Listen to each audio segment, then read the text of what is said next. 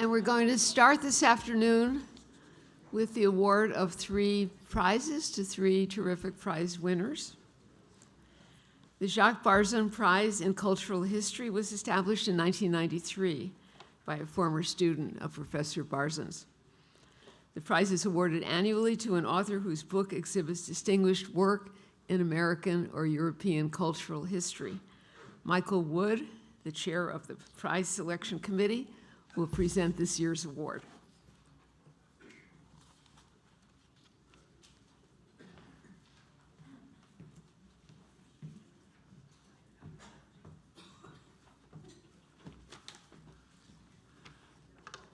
The American Philosophical Society is pleased to present the 2017 Jacques Barzun Prize in Cultural History to Todd H. Weir in recognition of his book, Secularism and Religion in 19th Century Germany, The Rise of the Fourth Confession.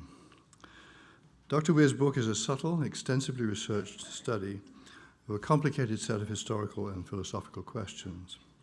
What is secularism, as distinct from secularization? When does a worldview become a kind of faith rather than an array of opinions? Is atheism a kind of creed? The work explores these issues in a particular context, that of Prussia, and especially Berlin, in the 19th century. It is modest, as its author says, in its detailed concentration on somewhat marginal social movements like free thought, free religion, ethical culture, and monism, and it is also ambitious in its demonstration of secularism's hitherto neglected role in German history, traversing the revolutions of 1848, the establishment of the unified nation in 1870, and the Second Reich. The word confession is ordinarily used to identify a declared religious grouping. 3 recognized confessions of 19th century Germany, the 3, were Catholicism, Protestantism, and Judaism. Dr. Weir takes secularism in its many different shapes and forms as a notional fourth confession, providing, as he says, quote, an angle of observation that allows him to look without simplification at what he calls the dynamics of dissent. Confessional dissent was necessarily political. So the religious was always necessarily political in this context. And he shows that anti-clericalism was, I quote again, a force not just against, but also within the religious sphere. Attacks on Catholicism were sometimes pro-Protestant and sometimes more broadly anti-Christian. And even Hitler could borrow the language of secularism to make the National Socialists sound more orthodox than the Pope. Hitler said, I didn't know this till I read Todd's book, if the word of the Lord is authoritative, then we are the best. Dr. Weir does not argue that atheism is actually a creed, but he does suggest that free thought and other movements have often occupied the social and political positions of a religion. This is why he is able to write of a lasting confessionalization of German politics.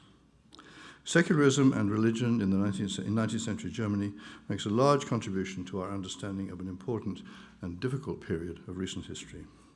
Todd H. Weir is Associate Professor of the History of Christianity and Modern Culture at the University of Groningen. It is my great pleasure to present the Jacques Barzun Prize in Cultural History to him.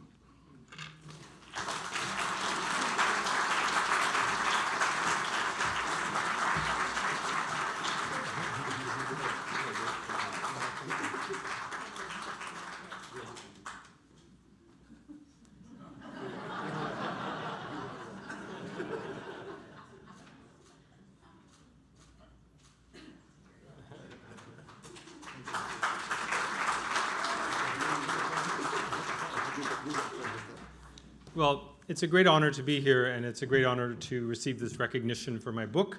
I'm very pleased that my family is here today. If you could please wave over there. We've come all the way from the Netherlands, 4 of us, and my brother just came up from Baltimore. So thank you so much for being here.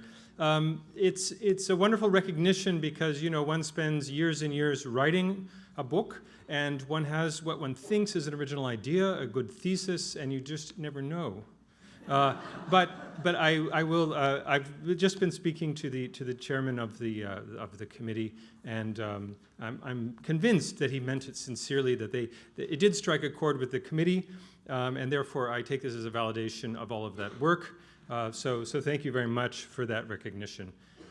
He provided such an excellent summary of the book that I don't think I really need to say anything more about it. Maybe you don't need to read it now that you've heard the 2-minute summary. I'll just say that I'm now working on the history of worldview, Weltanschauung, which was a key term in this book. And what I want to do now is to look at a transnational history of the German term Weltanschauung, which was popularized in the 1840s. And this is the subject of my book, essentially. And I want to trace where this idea goes.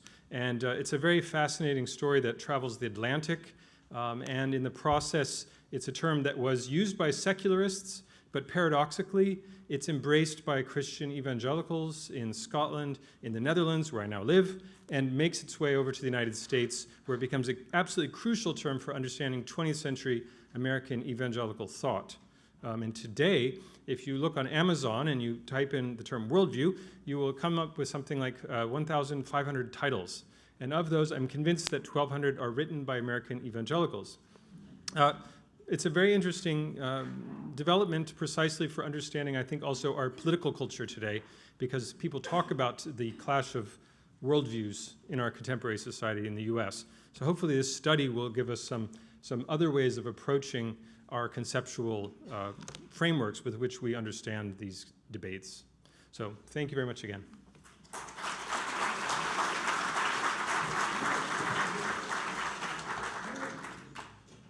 The Henry Allen Moe Prize is awarded annually for the best paper in the Humanities or Jurisprudence read at a meeting of the APS. Elizabeth Cropper, chair of the Henry Allen Moe Prize Selection Committee, will present this year's award.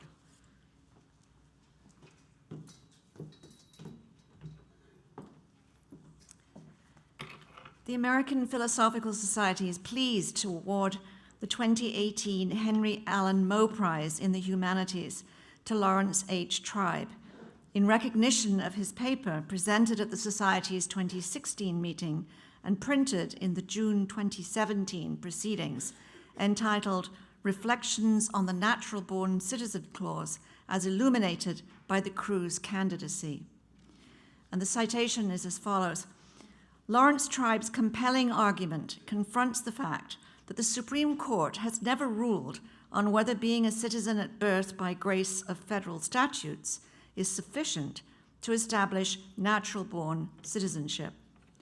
While considering the problems raised by Senator Ted Cruz's birth status and his qualification or not to hold the presidency, Tribe unpacks the considerable intricacies of the technical interpretation of the Natural-Born Citizen Clause in Article 2 of the Constitution, as well as the broader problem of what its provisions might be reasonably construed to suggest. It's not only Cruz's own originalist methodology that would stand in the way of his candidacy. Even for those who reject originalism, the difference between natural-born and naturalized cannot be ignored. The paper not only faces matters of immediate political urgency that could lead to a constitutional crisis, but also ones of long-term importance to the whole citizen body that reflect on the values that we place on all citizens, naturalized or not. These arguments have immense significance for our future as a nation of immigrants. The questions raised are sometimes ones of rebarbative complexity, yet they're always set out with precision and clarity. Lawrence Tribe's essay is remarkable for its clarity, its scholarship, its quietly subversive humor, its learned and respectful critique of originalists, and its articulation of the significance of the clause against a backdrop of the nation's continuing aspiration for greater equality for its citizens.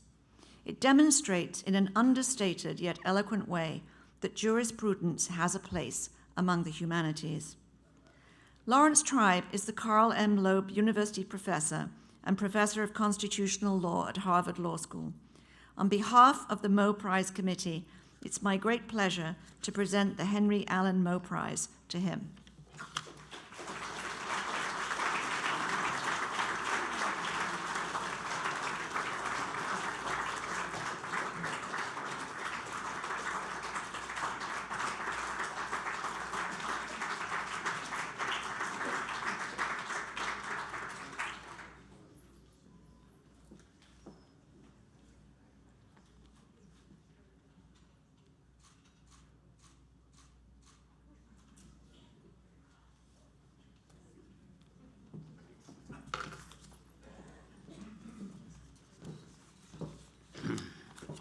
Well, I'm very honored to be receiving this year's Henry Allen Moe Prize in the Humanities and to be following in footsteps as illustrious as those of our president, Linda Greenhouse, who received this award in 2005, and Kathleen Hall Jameson, whom we heard earlier today, who received it in 2016.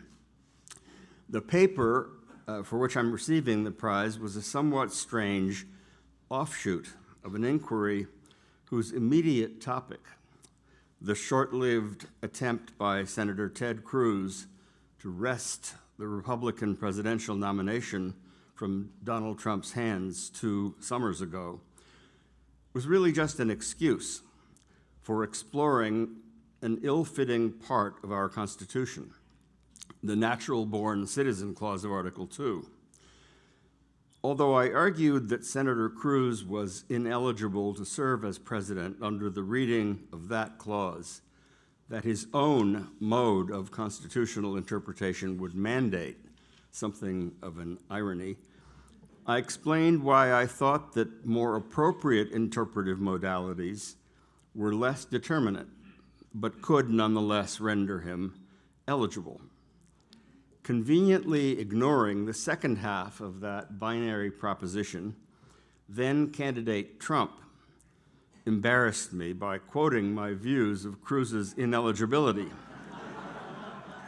as absolutely authoritative on the campaign trail, praising my legal expertise, which you may notice he has not praised of late. I'm quite confident that my selection for this award, which really humbled and gratified me, derives not from that half of my paper or its dubious endorsement by the current president, but from what I saw as its only really significant contribution, if there was one, namely how to approach seemingly obsolete constitutional provisions, or at least constitutional provisions overtaken by history, a topic of considerable contemporary relevance to debates like the debate surrounding the Electoral College, or surrounding the right to bear arms, or surrounding the meaning and deployment of the concept of high crimes and misdemeanors, the subject of my forthcoming book, To End a Presidency, The Power of Impeachment, due out from Basic Books, if I can promote it, just 2 weeks from now. But I've already gone on too long. I end where I began by thanking the American Philosophical Society and therefore all of you for this really lovely award. Thank you.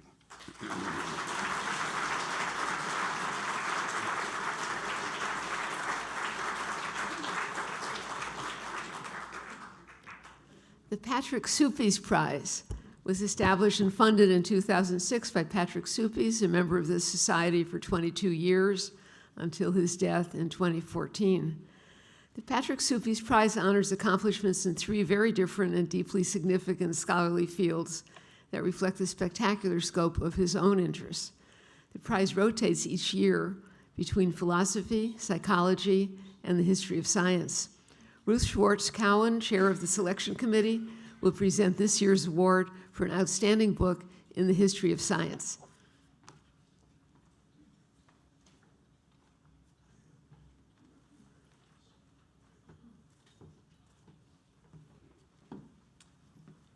Before I begin presenting the award, I want to tell you that my presentation is going to occur in 2 parts.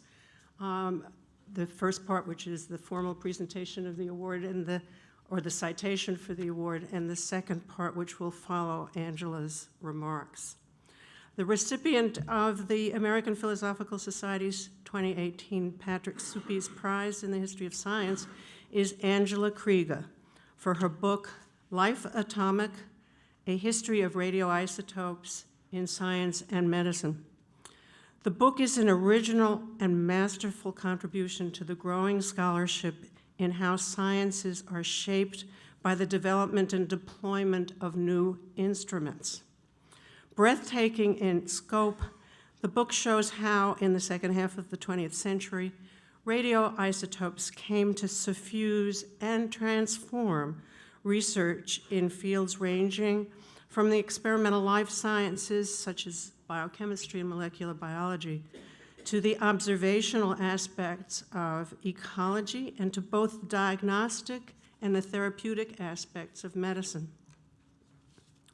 Krieger also demonstrates that since radioisotopes were overwhelmingly produced in the laboratories of the Atomic Energy Commission, the radioisotope revolution was to a large extent a product of the Cold War and of the varying political agendas of the Commission.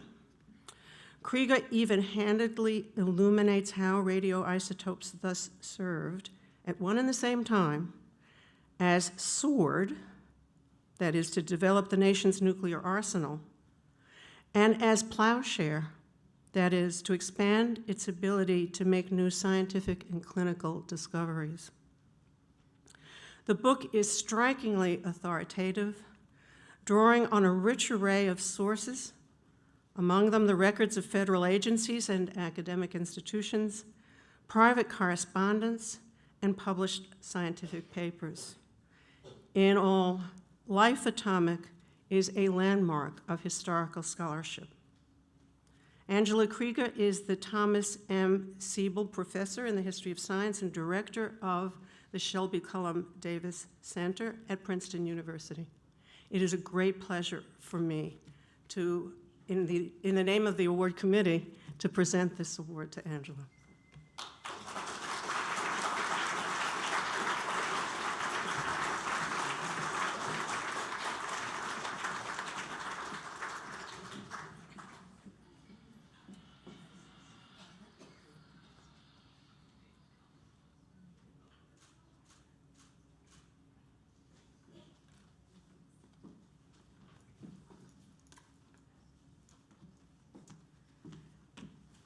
I'll be relatively brief. I am immensely gratified and grateful, and actually was tremendously surprised to receive this prize.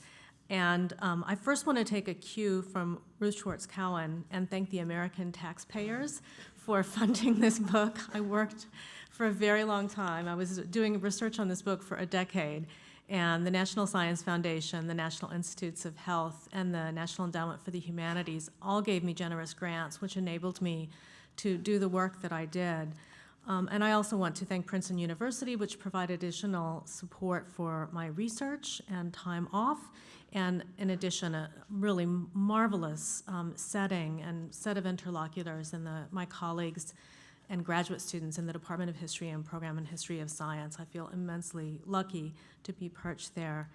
And lastly, I would like to thank my husband, who held the house down and took care of our 3 children when I was on many research trips. I think he's watching on the stream today. He wasn't able to make it in to Philadelphia, but he even rendered one of the figures in the book. I really couldn't have written this book without him, and I'm enormously grateful for his love and support. And I'd like to close by saying that the American Philosophical Society has been a major resource and supporter of the field of history of science. You need only look behind me to see the evidence of this in the historical record, both through its recognition of landmark scientists and scientific contributions, through the library, which has an incredible reservoir of books and manuscripts in the history of science. I've used it many times, and also through your own engagements, which seek to support scholarly inquiry in the field of history of science. And I'm, for this reason, especially grateful to be accepting an award from the American Philosophical Society.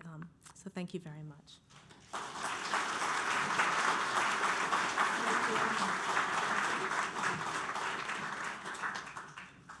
I'm taking the opportunity of the celebration of the 275th anniversary of the founding of the American Philosophical Society to tell you what Angela has decided to do with the prize money that accompany the award.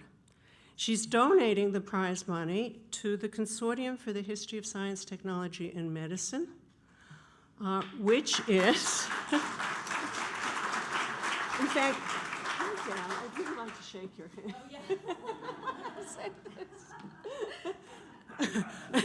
Which is a child of the American Philosophical Society, or to put it more politely, the American Philosophical Society has been the parent of this consortium for the history of science and technology and medicine. The conceiving idea was in the brain of Marty Levitt, who was at the time the librarian of the American Philosophical Society. The pregnancy of this child was sustained by, and Marty is here today as a member of the society in the balcony.